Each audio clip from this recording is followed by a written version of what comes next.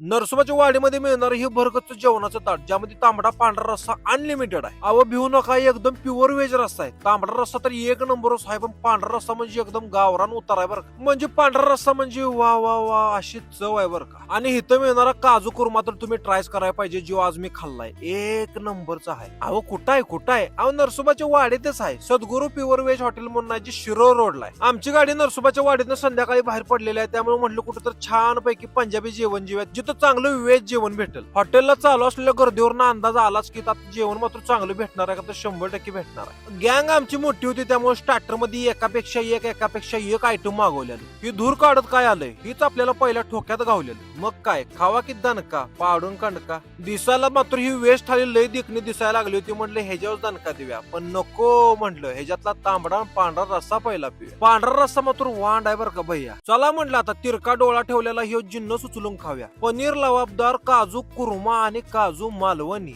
I high high.